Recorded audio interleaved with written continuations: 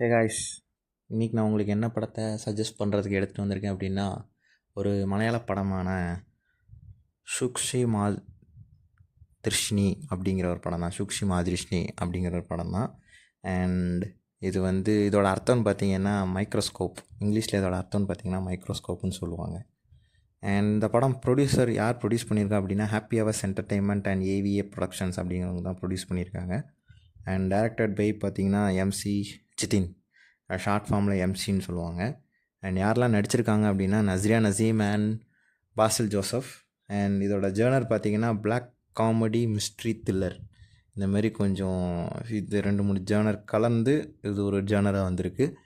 And இந்த படத்தோட outline, அதாவது ஸ்பாய்லர்ஸ் இல்லாமல் சொல்லணும் அப்படின்னா, படத்தோட அவுட்லைனை நம்ம ஸ்பாய்லர்ஸ் இல்லாமல் சொல்லவே முடியாது. அது ரெண்டாவது சொல்ல முடியாதுங்கிற எதை சொல்கிறதுன்னு தெரில.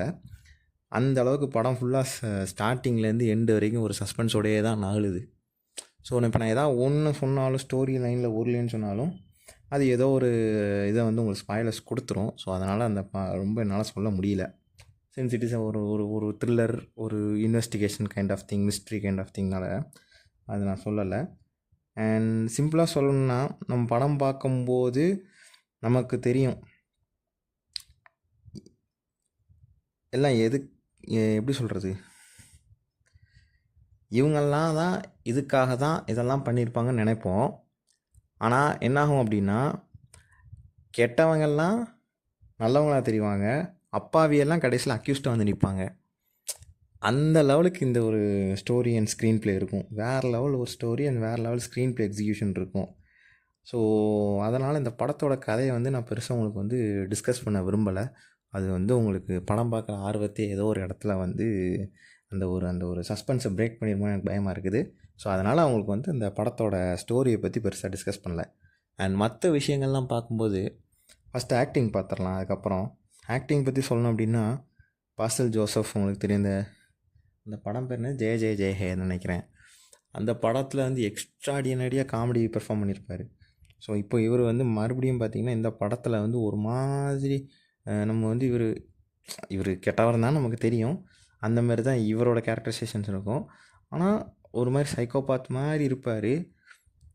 அந்த சேம் டைமில் ஒரு சில சீனில், ஒரு சில இதில் டைமிங்கில் டார்க் காமெடி மாதிரி டெலிவரி பண்ணணும், இல்லை டைமிங்கில் டைலாக் டெலிவரி பண்ணணும். அது நமக்கு காமெடியாக கனெக்ட் ஆகணும். ஸோ எல்லாமே பர்ஃபெக்டாக பண்ணியிருப்பார். அந்த மாதிரி ஒரு சின்ன சின்ன நுணுக்கங்கள் ஃபேஸில் காமிச்சு ரொம்ப சூப்பராக பண்ணியிருப்பார். நமக்கு எந்த இடத்துலையுமே அது ஓவர் ஆக்டிங்னாவே தெரியாது.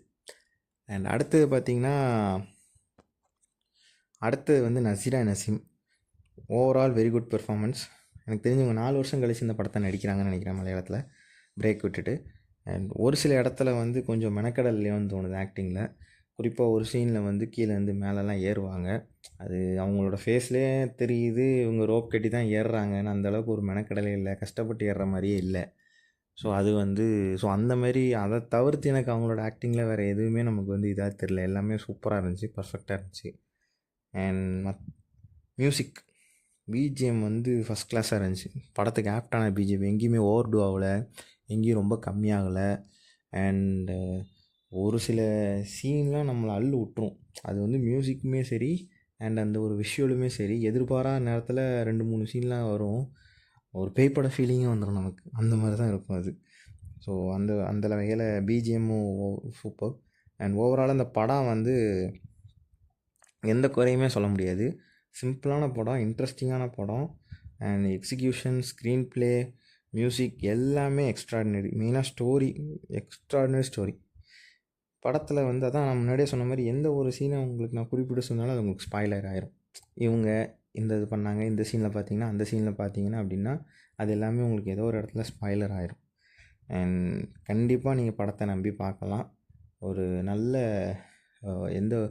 ஒரு நல்ல ஸ்பீக்கர் வச்சு, நல்ல சவுண்ட் சிஸ்டம் வச்சு இந்த படத்தை பார்த்தீங்கன்னா, it will be a very good experience for you. And மேலும் அடுத்த படத்தோடு நான் உங்களை சந்திக்கிறேன். And until then, it's bye bye from Tamilist.